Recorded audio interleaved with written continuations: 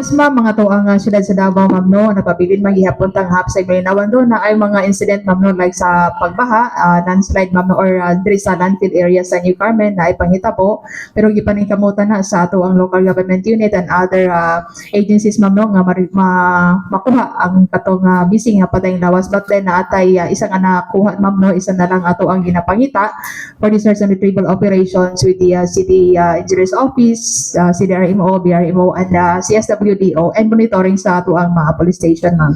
And with regards sa drowning incident nga nahitabo sa Kalinan, nakuha na ang tulo ka mga patay lawas ma'am no, ang isa ka amahan ug duha ka mga minor de edad niya nga mga anak. And then nagpasalamat ta sa mga tao nga nitabang sa ato ang City Mobile Force Company, ang ato ang Police Station 10 Kalinan ug sa mga civilians nga nagtabang ma'am para makuha ang mga patay lawas sa mga biktima sa drowning incident kagahapong adlaw po. And then with the Eid al-Adha, ang ato ang PNP personnel nga nahatag nato nga para paghatag og seguridad sa mga ring join for the Eid al-Adha na atay 237 ma'am no, before na atay 117 but then with the influx sa mga tao nga ning join mao nang nagdugang ta og mga PNP personnel para sa paghatag og seguridad para ma-maintain nato ma'am no, nga walay hitabo nga ma-encounter nga problema during sa pag-celebrate sa atong Eid al-Adha 2026. And then nakita nato ang ato ang city director ma'am no, nga monitor personally sa mga activity diri sa ato ang siyudad sa Davao. And nagpasalamat ta sa tanan nga kooperasyon with the kanang yatubang sa ato ang siyudad ma'am no, sa mga series of pagbaha and then katong sa ulan ana ang pagtinabangay matag usa ka nato. Unta mag-maintain ni ma'am no, maintain nato ang siyudad sa Davao. So natay mga challenges nga ginaatubang magpabilin gihapon ta nga United po. Okay, Elric. Tungkol sa Nangaligo sila sir actually sa sapa. Ginatawag na nila og Antipolo katong sa Talomo River. Andi wala sila kabantay nga ning kusog ang tubig ni kalit og baha. okay. Wala sila nakabantay. Actually upat to sila sir, ang isa is nakahawas. Oo. Tapos ang katong tulo nga mag-ama, katong isa ka man og duha ka mga bata is naano gid sila sa kalit nga pagkusog sa tubig. So karon ma'am, unsay ginabuhat na to, ginabawal na pagligo dito or ginabantayan lang? Yes sir, naatay monitoring sir no, dili lang ato ang Police Station 10 Kalinan apil na diha ang ato ang matag barangay.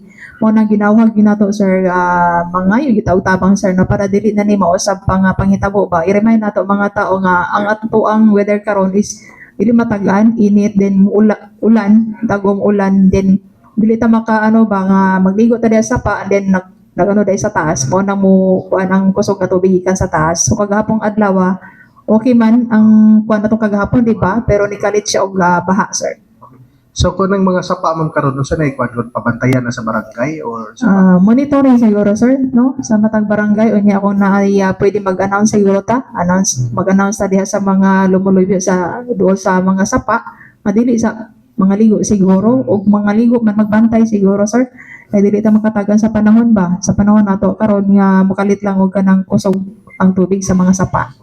ma'am sa lain bahin ma'am sa ongoing search and unsay mga challenges nga tong kuan sa paglisod ba makita or sa weather pod nga kuan? Yes sir, with the search and retrieval operations sir no, naman diha ang atong local government unit ang ato ang city engineer's office nga mao nanguna gyud sir no, ang ato ang CDRMO, ang sa barangay BDRMO ug ato ang CSWDO, ang ato ang monitoring po sa area, ang ato ang mga police station sir no. Ang challenges gid na encounter sir is kanang sa basura gani humok magud siya sir, so dili basta-basta nga makalusot-lusot lang makatamak ang ato ang mga rescuers sir nga nagkandak og kanang operation anang lugar. So nagahunat gyud ta og mando sa city engineer's office kay kana siya pwede kanang tamakan or pwede na atuan sa ato mga rescuers. So sa mga operations sir ana gyud ang ato ang city engineer's office. Sa karon totally wala di mga ikayay ma'am sa ginabawal jud ang Ginabawal gyud siya sir, ana ang ato ang mga police station sir no, nga nag-monitor sa area nga bawal gyud siya pasudlan og pabalikan og mga lumulupyo dito sir nga lugar. Kay dili ta gusto nga mahitabo na pod and then kung ano na po sa ibuhat nato mao nang ato monitoring is naagi to kanunay sir nga dili na magbalik tong mga nagpuyo ditong lugar. Actually nga ato ang local government unit prior to that sir no incident before pa is nag-remind yung nga dili siya pwede puy-an diha nga lugar kay delikado pero naamagi ka ng magrason sir no nga naay lang panginabuhi diha so karon siguro lessons learned na siguro nga dili ta magtuman kung sa atong gusto magtuman gyud ta kung sa mga gina-advise or instructions sa ato ang local authorities sir. Napay mga report nga na dyan nagapangalkal kay mao dyan ay ilang panginabuhian ko. Yes sir, naay gyud sir no prior to the incident sir no mo nang naay relocation area nga ilang puyan ta pero dili kay naadiha ay ilang panginabuhian. So nga to diri is maminaw lang yun ta kaya Pero karon ma'am na kuan. karon wala na sir. Wala na. Wala na siya pasod di sir. Okay. Katubas. Ay, katong kuan ma'am ba, di ba na may suspension order si DNR, gibantayan ba karon ng kuan sa site? Yes sir, naa nga to ang mga police station diha sir, nagmonitor sa area. Ang monitor lang dili siya bantayan yan. Dapat Naa nga to ang barangay pod sir. Mm-mm. Pero tunay ko nga pinuhi ng hayop mo, makasulod di ako nila Ilang balay?